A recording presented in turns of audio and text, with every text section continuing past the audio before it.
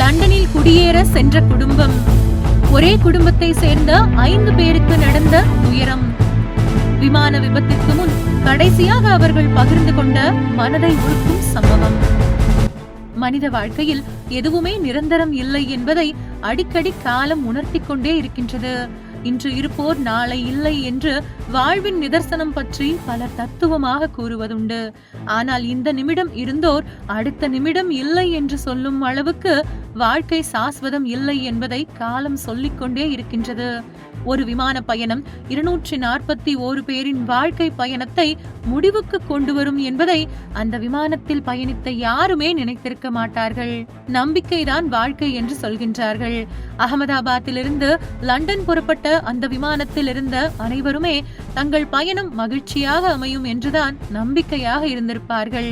இதுவே இறுதி பயணம் என்பது காலத்திற்கு மட்டுமே தெரிந்திருக்கும். விமான நிலையத்திலிருந்து விமானம் புறப்பட்ட அடுத்த சில நிமிடங்களில் கீழே விழுந்து நொறுங்கி வெடித்து தீப்பிழம்பாகி 241 பேரின் உயிரை பலி வாங்கும் என்று நினைத்திருக்க மாட்டார்கள்.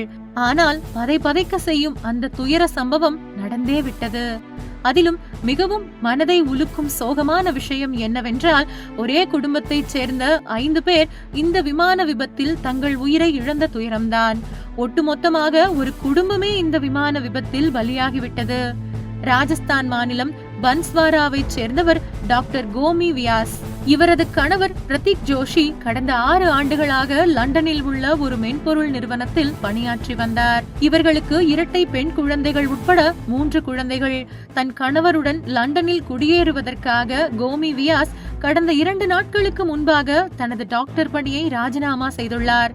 தனது மனைவியையும் 3 பிள்ளைகளையும் அழைத்துக் கொண்டு லண்டன் செல்வதற்காக பிரதீக் ஜோஷி ராஜஸ்தான் வந்துள்ளார். இந்த சூழலில் நேற்று மதியம் அகமதாபாத்திலிருந்து புறப்பட்ட ஏர் இந்தியா விமான விபத்தில் பிரதீக் ஜோஷி, அவரது மனைவி கோமி வியாஸ் மற்றும் அவர்களது 3 குழந்தைகள் என மொத்த குடும்பமும் உயிரிழந்தது. இதனால் அவர்களது சொந்த ஊரான பன்ஸ்வரா கடும் சோகத்தில் மூழ்கியுள்ளது.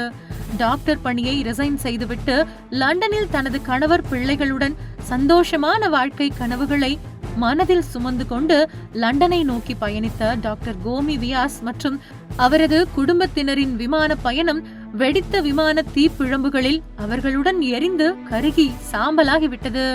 வெடித்த விமான தீப்பிழம்புகளில் அவர்களுடன் எரிந்து கருகி சாம்பலாகிவிட்டது. இதே போன்று டாக்டர் குடும்பம் விமான விபத்தில் பலியான கொடுமையை போலவே மற்றொரு துயர சம்பவமும் இதில் நடந்துள்ளது. கேரள மாநிலத்தைச் சேர்ந்த நர்ஸ் ஒருவரும் இந்த விமான விபத்தில் அநியாயமாக பலியாகியுள்ளார்.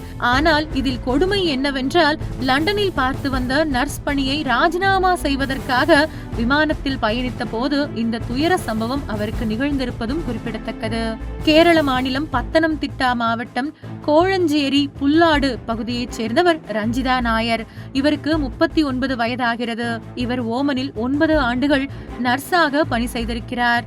பின்னர் கடந்த ஓராண்டுக்கு முன்பு லண்டனில் நர்ஸாக பணியில் சேர்ந்தார். இந்த நிலையில் ரஞ்சிதாவிற்கு கேரள அரசு பணியாளர் தேர்வாணையம் மூலம் கொலஞ்சேரி அரசு மருத்துவமனையில் வேலை கிடைத்தது.